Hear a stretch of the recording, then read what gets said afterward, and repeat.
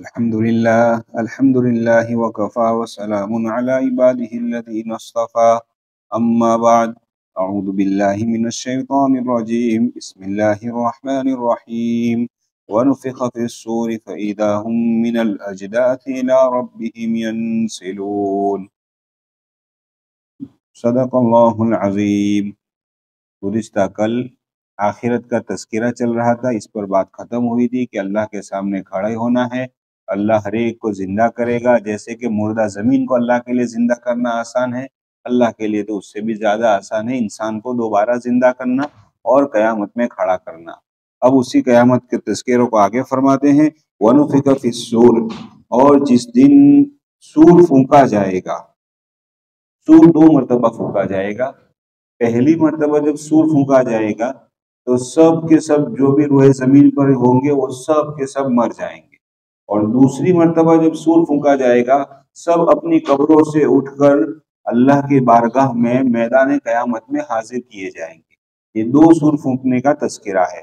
یہاں دوسرے سور کی بات ہے کہ جب دوسرا سور پھونکا جائے گا فَإِذَا هُمْ مِنَ الْأَجْدَاثِ إِلَىٰ رَبِّهِمْ يَنْسِلُونَ، تو تمام لوگ قبروں سے نکل کر اپنے پروردگار کے سامنے میدان محشر میں دوڑ پڑیں گے. اللہ کے سامنے سب حاضر ہو جائیں گے. اب میدان محشر اتنا خطرناک ہوگا اور وہاں کی ہولناکی اور وہاں کی پریشانی اتنی زیادہ ہوگی کہ قبر کی جو پریشانی تھی، قبر کا حال جانتے ہیں کہ جو اللہ کے باغی قبر میں جاتے ہیں، قبر اس کو کہتی ہے تیرا آنا نامبارک ہے، تو ہی سب سے زیادہ ناپسند تھا، اب میرے حوالے ہے تو میرا سلوک دیکھ. قبر اتنی تنگ ہو جاتی ہے کہ پسلیاں ایک دوسرے میں گھس جاتی ہے. قبر کا عذاب اللہ حفاظت فرمائے. حضور نے دعا مانگی ہے کہ اللہم اعنی علی، اے اللہ اعوذ بک من عذاب القبر، میں قبر کے عذاب سے تیری پناہ مانگتا ہوں.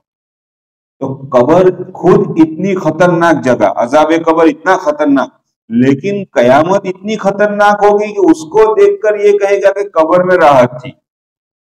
ہوتا ہے نا، جب 2 پریشانی سامنے آتی ہے تو انسان کہتا ہے کہ یہ پریشانی ہلکی ہے، یہ پریشانی اس سے زیادہ خطرناک. تو عذاب قبر خود اتنا خطرناک، لیکن اس کو جب قیامت میں انسان کھڑا ہوگا تو قیامت کے ہولناکی کو دیکھ کر انسان کہے گا کہ اس سے اچھا تو تھا قبر کے اندر تھا. تو جو یہ کتنی میدان محشر کتنا خطرناک ہوگا. سورج سوا نیزے پر ہوگا. اتنی دور ہے سورج، ماربل پر ہم پاؤں نہیں رکھ سکتے 5 منٹ تک. سورج سوا میل کے فاصلے پر ہوگا. زمین تانبے کی ہوگی. ہر ایک نفس نفسی کے عالم میں ہوگا. اب سوچو کیسا عالم ہوگا. یوم یفر المرء من اخی، قرآن یوں کہتا ہے کہ جس دن یعنی باپ بیٹے سے بھاگے گا، بیوی شوہر سے بھاگے گی. دوسری جگہ فرماتا ہے الاخلاء بعضهم یومئذ لبعض عدو الا المتقین. اخلاء، خلیل، خلیل کا معنی جگری دوست، بھائی سے زیادہ کہتے ہیں نا، یہ تو میرے بھائی سے زیادہ ہے. ایسا جگری دوست بھی قیامت کی وحشت کے اندر کوئی کسی کو پوچھے گا نہیں، یہ ڈر سے کہ کہیں یہ مجھ سے نیکی نہ مانگ لے. آج ماں باپ بچے سے سب سے زیادہ محبت کرتے ہیں اور بے غرض محبت کرتے ہیں، لیکن قیامت کا دن اتنا خطرناک کہ ماں باپ بھی اپنے بچے کو بھول جائیں گے، حاملہ اپنے حمل کو بھول جائے گی. تو جو کتنا خطرناک ہوگا. اب اس کی ہولناکی کو دیکھ کر یہ کافر جو قبر میں عذاب میں تھا وہ یوں کہے گا قالوا یا ویلنا من بعثنا من مرقدنا، کہ ہائے ہماری بد نصیبی کہ ہماری قبروں سے کس نے ہمیں اٹھایا. اس سے اچھے تو ہم قبر میں تھے، کس نے ہم کو کھڑا کر دیا. یہ تو اتنی خطرناک چیز ہے. جواب دیا جائے گا، فرشتے جواب دیں گے ھذا ما وعد الرحمن، یہ وہی میدان محشر، میدان قیامت ہے جس کا خدائے رحمان نے وعدہ کیا تھا. دنیا میں مانگتے تھے نا قیامت کب آئے گی، عذاب کب آئے گا، بار بار حضور کی مذاق اڑاتے تھے، کہا کہ لو یہ قیامت ہے، اب بولو. کہا کہ یہ وہی قیامت ہے، خدائے رحمان نے وعدہ جس کا کیا تھا. وصدق المرسلون، اور پیغمبروں نے بھی سچ ہی کہا تھا. ان سے تم مانگتے تھے تو یہ ہے قیامت. اب بتاؤ. ان کانت الا صیحۃ واحدۃ فاذا هم جميع لدینا محضرون، کہ میدان قیامت یعنی نفخہ ثانیہ اور کچھ نہیں ہے، ایک زور کی آواز ہوگی، پھر سب کے سب ایک ہی دم میں ہمارے سامنے کھڑے کر دیے جائیں گے. اللہ کے لیے کتنا کوئی مشکل نہیں ہے، ایک ہی آواز ہوگی اور سب کے سب اللہ کے سامنے کھڑے کر دیے جائیں گے۔ فَالْيَوْمَ لَا تُظْلَمُ نَفْسٌ شَيْئًا، اس دن نہ کسی شخص پر ذرہ بھر بھی اس کے ساتھ ناانصافی کی جائے گی، وَلَا تُجْزَوْنَ إِلَّا مَا كُنْتُمْ تَعْمَلُونَ، اور تم کو تمہارے اعمال کا پورا بدلہ دیا جائے گا۔ ناانصافی سے مطلب یہ، کسی نے کوئی نیکی کی ہو، ایک نیکی، اور اس کا ثواب وہاں نہ دیا جائے، یہ بھی نہیں ہو سکے گا، اور اس کے مقابلے میں کسی نے کوئی گناہ کیا ہو، مخلوق میں سے کسی کو علم نہیں ہے، اور اس کی سزا نہ دی جائے، اس کو سامنے کھڑا نہ لایا جائے کہ دیکھ یہ بھی گناہ تو نے کیا، یہ بھی نہیں ہوگا۔ نہ ذرہ برابر نیکی میں کمی کی جائے گی، نہ ذرہ برابر گناہ کے اندر سختی میں کمی کی جائے گی۔ اللہ جس نے جو کیا ہوگا، ذرہ برابر بھی کیا ہوگا، جس کا اللہ اور بندے کے علاوہ کسی کو علم نہیں ہوگا، اللہ اس کو بھی ثواب دیں گے۔ ذرہ برابر گناہ کیا ہوگا، اس پر بھی اللہ کی طرف سے پکڑ آئے گی۔ کسی کے ساتھ ذرہ برابر کی نہیں کیا ہے، اور فرشتے، انسان دنیا میں جھوٹ جو بولنے کے عادی ہے، لکھا ہے کہ یہ جھوٹ اتنی خطرناک عادت ہے کہ انسان دنیا میں جھوٹ بولتے اتنا جھوٹ بولنے کا عادی ہو گیا، کہا کہ قیامت میں اللہ کے سامنے بھی جھوٹ بولے گا کہ اللہ یہ میں نے کیا ہی نہیں ہے، فرشتوں نے غلط لکھ دیا ہے۔ جھوٹ اتنی خطرناک گناہ، اللہ تو احکم الحاکمین ہے، سب چیزوں کا علم رکھتا ہے، پھر بھی اللہ کے سامنے جھوٹ۔ اس لیے کہتے ہیں کہ مومن ہر گناہ کر سکتا ہے، لیکن مومن کبھی جھوٹ نہیں بول سکتا۔ جھوٹ اور مومن کبھی جمع نہیں ہو سکتے۔ جھوٹ اتنا خطرناک کہ جب انسان جھوٹ بولتا ہے اپنی زبان سے، جو حفاظت کے لیے فرشتے ہیں ہر انسان کے ساتھ، وہ حفاظت والے فرشتے انسان سے کئی کوسوں دور چلے جاتے ہیں، یہ جھوٹ بول رہا ہے اپنی زبان سے۔ جھوٹ اتنا خطرناک گناہ ہے، مومن اور جھوٹ کبھی جمع نہیں ہو سکتے۔ اور ہمیشہ سچ بولنے کی عادت ڈالے۔ اللہ کے نزدیک اللہ تو ہر چیز کو جانتا ہے، لیکن بندہ دنیا میں جھوٹ بولنے کا اتنا عادی ہو گیا کہ وہاں اللہ کے سامنے بھی جھوٹ بولے گا۔ تو ہمیشہ سچ بولنے کی عادت ڈالے، جھوٹ کبھی نہیں ہو، مومن اور جھوٹ کبھی نہیں جمع ہو سکتے۔ تو کہا کہ اللہ کے ساتھ کہ اللہ فرشتوں نے غلط لکھ دیا، میں نے گناہ کیا ہی نہیں۔ اب اللہ ایک کے بعد ایک گواہ لائے گا۔ کل بات آئی تھی، آخر میں ابھی آگے آ رہا ہے، آخر میں سب سے بڑا گواہ وہ انسان کے باڈی کے پارٹس کو ہی اللہ کہے گا کہ ہاتھ تیرے ذریعے گناہ کیا تھا کہ نہیں؟ کہے گا ہاں میرے ذریعے گناہ کیا۔ آنکھ تیرے ذریعے گناہ ہوا تھا کہ نہیں؟ اب تو جھٹلانے کے کوئی گنجائش ہی نہیں رہے گی۔ تو لکھا ہے کہ دنیا میں جھوٹ بولنے کے جو عادی ہے وہ اللہ کے سامنے بھی جھوٹ بولیں گے۔ تو جھوٹ کتنا خطرناک گناہ ہے۔ یعنی ہم جانتے ہیں کہ حضور صلی اللہ علیہ وسلم جب دنیا میں آئے، عرب کا حال کیا تھا؟ کئی سو سال سے پیغمبر نہیں آیا تھا، ابھی پہلے رکوع میں تذکیر آیا، اور لڑکیوں کو زندہ درگور کرتے تھے، اور ایک کا اونٹ دوسرے کے اونٹ سے پہلے پانی، یہ معمولی بات ہے، اس پر برسوں برس لڑائیاں چلتی تھی۔ ایسی جاہل قوم تھی۔ شراب، جس کے پاس جتنی پوری پرانی شراب، وہ اتنا اچھا سمجھا جاتا تھا۔ بیاج تو ان کی گھٹیوں میں پڑا ہوا تھا، بیاج کے بغیر تو کوئی کاروبار ہوتا ہی نہیں تھا۔ اتنا سب کچھ ہونے کے باوجود اور اتنی گئی گزری قوم ہونے کے باوجود اس زمانے میں اور اس معاشرے میں بھی جھوٹ کو برا سمجھا جاتا تھا۔ اتنے گئے گزرے لوگ نبی کا کتنا مذاق اڑا رہے ہیں، بار بار تذکر آ رہا ہے، پھر بھی وہ بھی جھوٹ کو برا سمجھتے تھے۔ اور ایک آج کا مسلمان ہے کہ جھوٹ کو برا نہیں سمجھ رہا۔ وہ نجاشی کے سامنے حضرت جعفر پہنچے ہیں، اور اس کے مقابلے میں ابو سفیان جو اس وقت ایمان نہیں لائے تھے، بعد میں ایمان لائے، وہ پہنچے۔ اب وہ بہت لمبا واقعہ ہے حدیث میں۔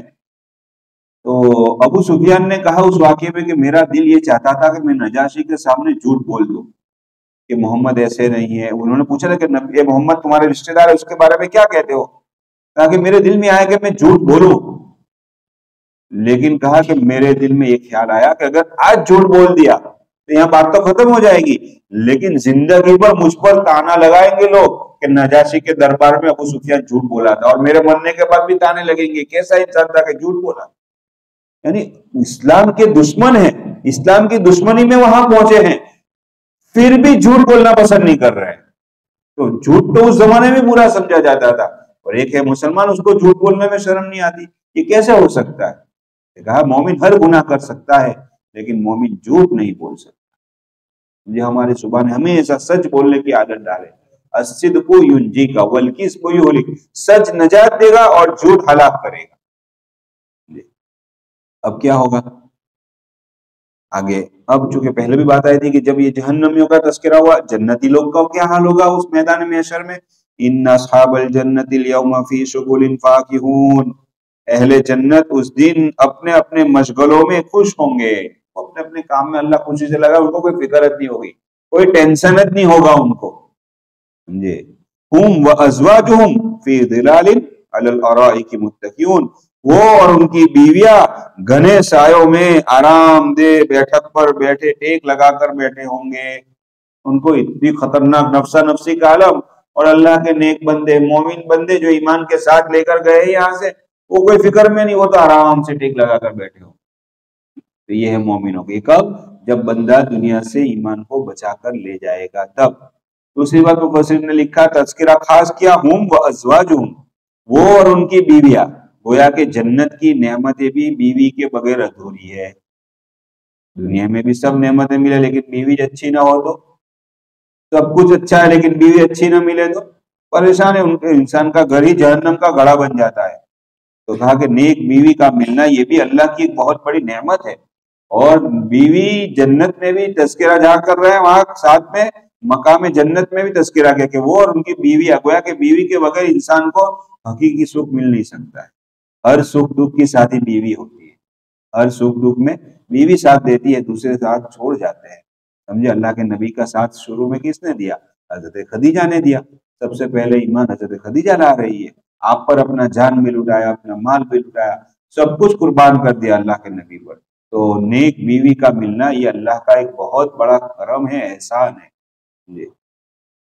آگے فرما دے، لہم فیہا فاکہۃ، وہاں جنت میں ان کے لیے ہر طرح کے میوے ہوں گے، وَلَهُم مَا يَدَّعُونَ، اور وہ ساری چیزیں بھی موجود ہوگی جو وہ خود مانگیں گے، جو بھی مانگیں گے اللہ سب حاضر کریں گے۔ یہ تو چھوٹی چھوٹی نعمتیں ہوئی، سب سے بڑا انعام کیا ہوگا؟ سلام قولا من رب الرحیم، وہاں پر پروردگار مہربان کی طرف سے ان کو سلام فرمایا جائے گا، اللہ خود جنتیوں کو سلام کریں گے۔ چلو اس سے بڑھ کر کیا چاہیے؟ اللہ خود سلام کریں گے، ابن ماجہ کی روایت میں ہی ہے۔ اور اس سے بڑی نعمت یہ ہوگی، اللہ کا دیدار ہوگا۔ کیسے ہوگا؟ وہ اللہ کی شان کے مطابق ہوگا، ہم اس کا اس دنیا کے چھوٹے سے دماغ میں تصور نہیں کر سکتے۔ اور اللہ کہے گا کہ بندو آج میں تم سے راضی ہو گیا، اب آج کے بعد کبھی بھی میں تم سے ناراض نہیں ہوں گا جی۔ ہاں، اب یہ تو مومنوں کا حال ہوا، پھر واپس کافروں کے حال کی طرف آ رہے ہیں۔ وَامْتَازُوا الْيَوْمَ أَيُّهَا الْمُجْرِمُونَ، اے جہنمیوں، اے کافروں، اے گنہگاروں، تم آج اہل ایمان سے الگ ہو جاؤ۔ آج دنیا میں تو سب ایک دوسرے سے ملے جلے، ظاہر میں کیا اندر میں کیا تھا سب کچھ برابر، کسی کو معلوم بھی نہیں۔ آج کے دن فیصلہ کیا جا رہا ہے، جو کافر ہے وہ الگ، جو مومن ہے الگ، جو اللہ کے فرما بردار ہے وہ الگ، جو اللہ کے باغی تھے وہ الگ۔ آج فرق کر دیا جائے گا جی۔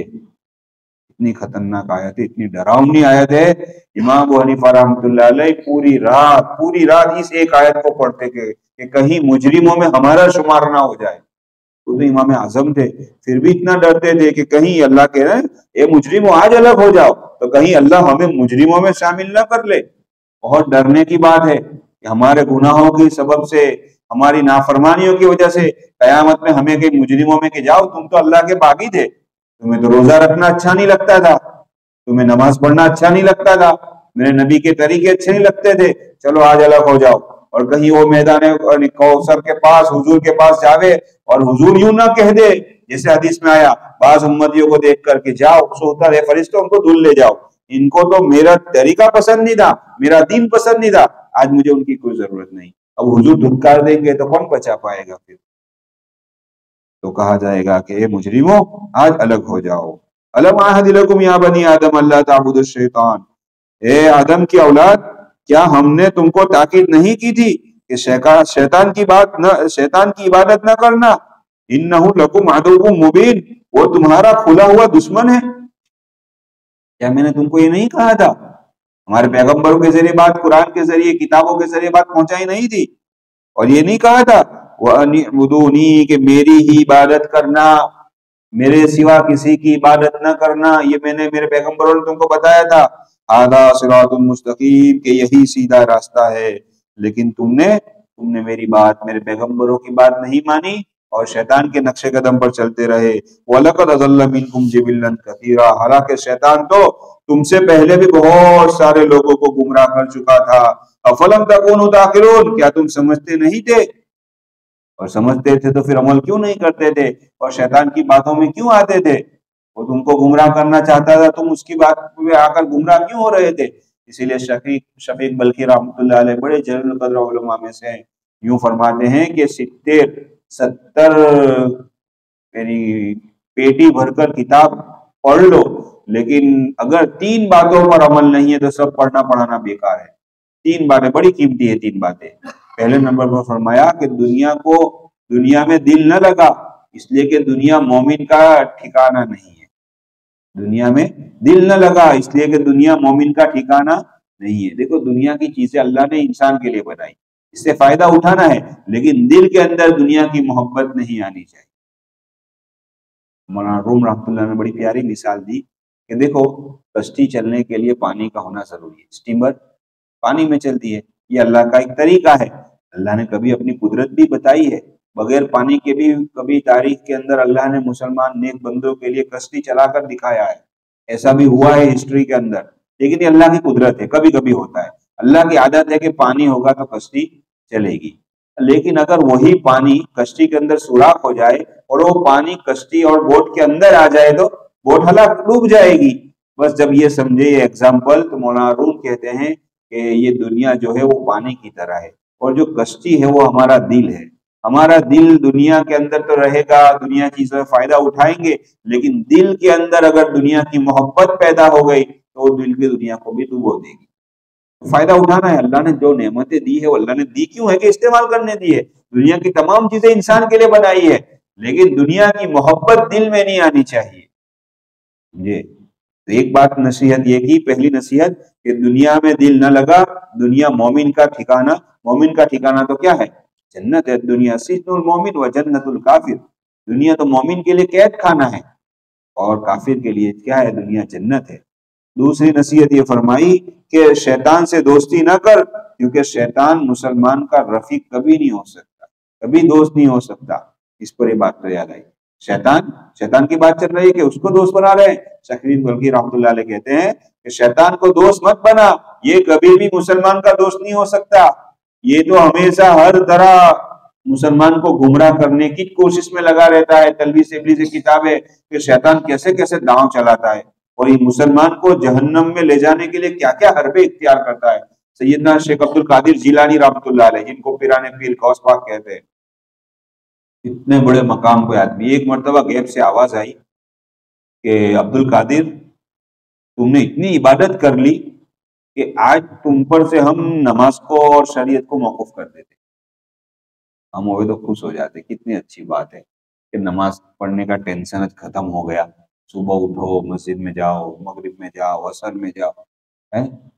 لیکن وہ تو غوث پاک تھے، سید الاولیاء تھے۔ تھوڑی دیر کے بعد سر اٹھا کر یوں کہا کہ شیطان مردود، تو مجھے گمراہ کرنے آیا؟ میرے نبی پر سے نماز معاف نہیں ہوئی تو مجھ پر سے کہاں نماز معاف ہو سکتی ہے؟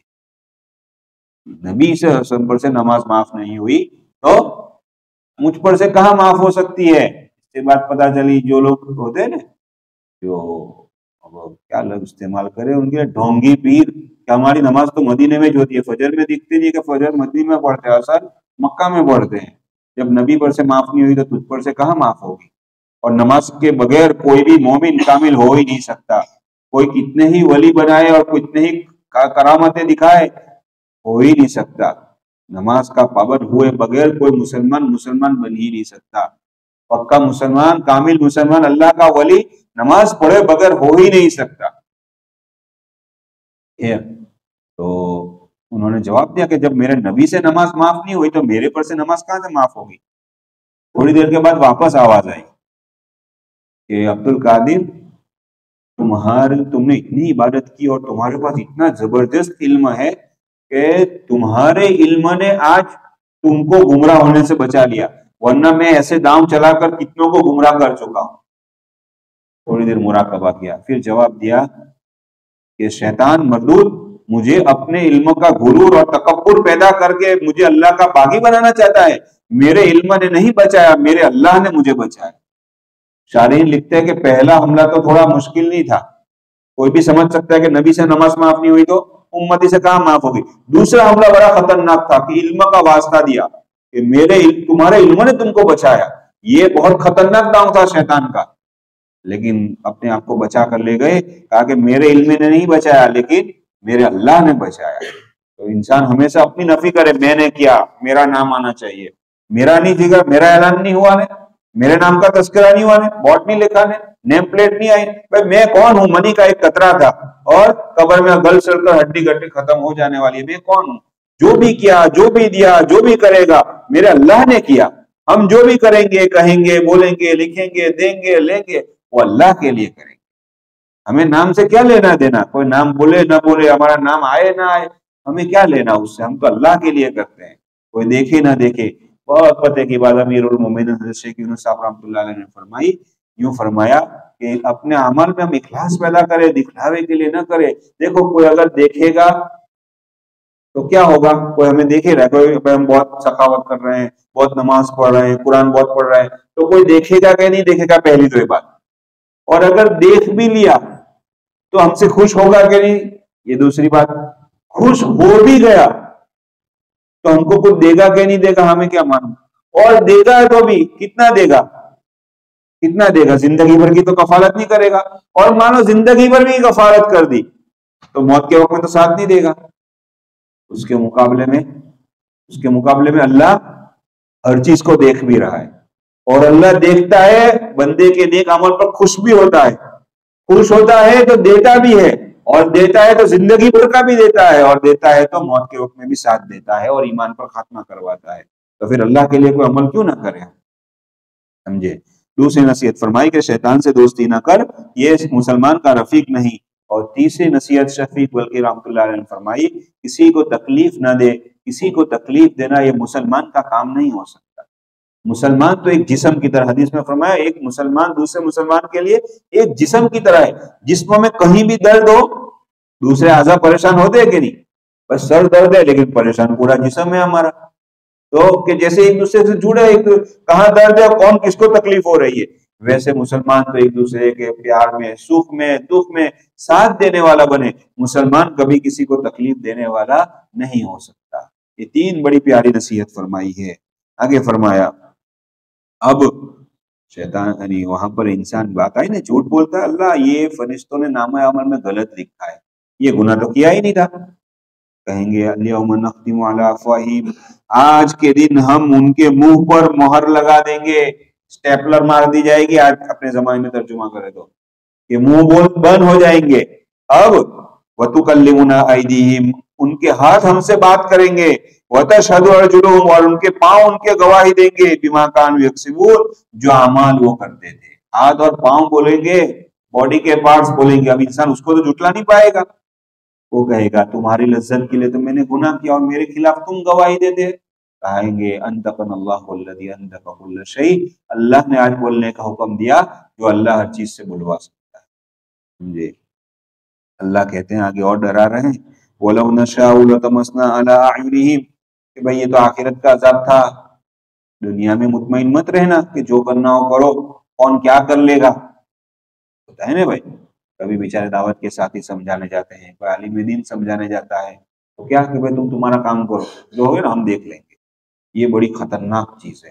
علماء لکھتے ہیں کہ ایسے آدمی کی توبہ کے دروازے گویا کہ بند ہو گئے، اور اس کے بارے میں خطرہ ہے جس کے دل میں یہ بات آ گئی کہ دیکھ لیں گے، مرنے کے بعد ہم تمہارا کام، یہ بہت خطرے کی بات ہے کہ یہ توبہ کا دروازہ بند ہو رہا ہے اس کے لیے۔ یہ بہت ڈرنے کی بات ہے۔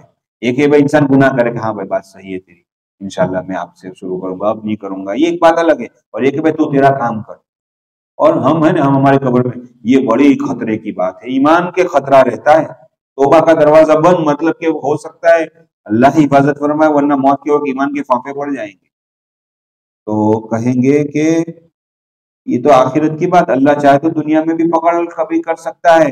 وَلَوْ نَشَاءُ، اگر ہم چاہے تو دنیا میں ہی ان کے اعمال کے سبب، کفر کے سبب ان کی آنکھوں کو ملیا میٹ کر دے، آنکھوں کی روشنی نکال لے. کون ہے پھر آنکھوں کی روشنی واپس دے سکتا ہے ان کو؟ جس آنکھ سے دیکھنے کی طاقت اللہ نے دی، وہی اللہ چاہے تو آنکھوں کی روشنی واپس دے سکتا ہے. کوئی طاقت دنیا کی انسان کی آنکھوں کی روشنی واپس لا سکتی نہیں ہے.